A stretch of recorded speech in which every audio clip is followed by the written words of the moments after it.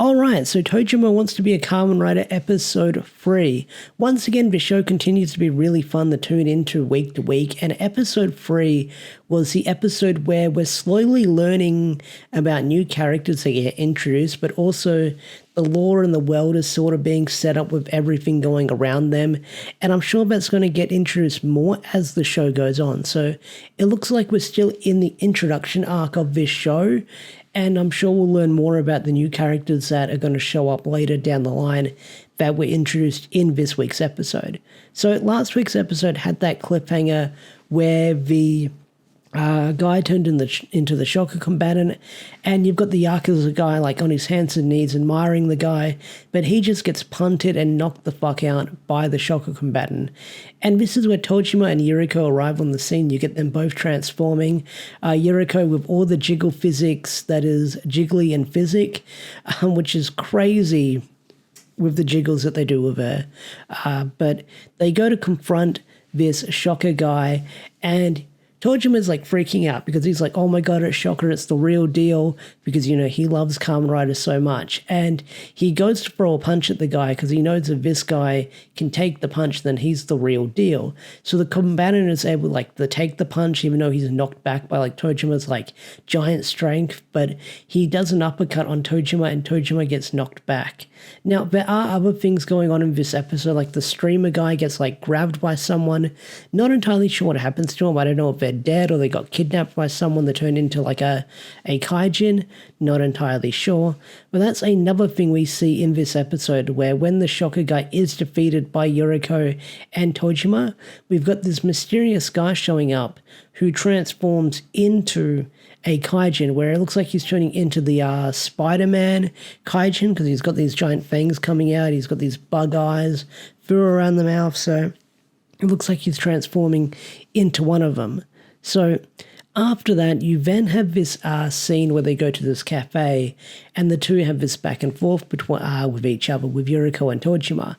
And this is where we're introduced to a brand new character called Shinomura, or Mitsuba Shinomura. So Mitsuba is still a mystery character right now. It looks like they run a cafe, they know about Shocker, and we learn about their backstory where they encountered Shocker, where him and his brother knew this really nice farmer from back in the day. He was getting roughhoused by Yakuza who wanted his land and to burn it down. And then you have this moment where the Yakuza come to sort of like rough him up, where the farmer guy's really nice and gives them like oranges, these origin things. I think they were called like pestilens, I think they were called. And then he transforms in the shocker and he knocks him out, and then he proceeds like to burn down the land as well. And that was the first time you have Shinomura encountering Shocker. But it looks like there's going to be more to this backstory than meets the eye, because Shinomura says, oh, there's more to this backstory that actually happened. So it looks like we'll learn about that as the episode goes on. Now, one of the other characters we're introduced in this episode is Yuki Yuriso. I probably butchered that name, but we find out that she's this maid cafe girl, and she's a kaijin as well. She's like a Shocker combatant, and she works for Shocker, but she's also living like a double life. She's in love with Shinomura. She's dating him apparently, and it looks like that she views Yuriko and Tojima as enemies, because you have this scene at the end of the episode where it is super fucking weird. So this is the one thing that weirded me out as hell, how crazy and over the top the fan service can be with this show. So you have this scene where the student is daydreaming about the teacher, and you have this scene where he's cornering her in the gym. She's got like giant freaking boobs for this shot for some reason, and she's like cornered up against like one of the walls or one of like the basketball cases. And he's like, oh, I'll keep your secret, but you have to do something for me.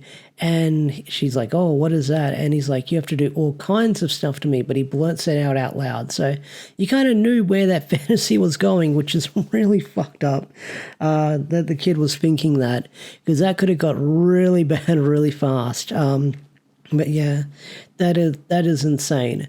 So you have this scene where the student decides to sneak around the school and tries to act out his fantasy, but then you have Yuriko talking to Yukarisu in the storage closet, and Yukarisu, I'm gonna butcher her name until I get it right, but she views Yuriko as a rival along with Tojima, asking what's their relationship with the boss, and she's gonna do anything to sort of like stop the people in the way of getting in between their relationship. So she transforms, and at the end of the episode, you find out that she's a shocker monster. So that's where that goes. Now, this episode, like I said, we were introduced to one of our new characters, which I kind of know where they're going because one of the openings kind of gives it away with what this character is going to be. And then it looks like Yukariso, even though she's like evil so far, you do see her in the opening sort of fighting alongside with our hero. So it looks like she's going to be like a minor antagonist for like this first couple of episodes, and then she's probably going to join the team. No doubt about it. But apart from like the weird pervy jokes that this episode had, there was funny ones like when Tojima says, "Oh, do you want to learn about my backstory, how I became a Kamen Rider to Yuriko?" And she's like, "No." And he's like, "Oh." And then when she's leaving the cafe, it's like, "Oh, let's exchange ID numbers on like this Kamen Rider mobile game so we can fight Shocker together on this as well." And that was kind of funny as well. I got a kick out of that. So this show, it's still really fun to watch. It is weird at sometimes with the fan service, I will say that. The music still freaking slaps. Like, I'm waiting for that soundtrack to drop on Spotify because I looked up who the artist was. And because I started listening to some of the tracks on YouTube because they were uploaded to YouTube, it's the same artist who does like the Panty and Stocking music. Panty and Stocking music, which, if you love that techno vibe for that music, that slaps really hard. But Tojima Wants to be a Kamen Rider continues to be a really fun series to watch and tune into each week.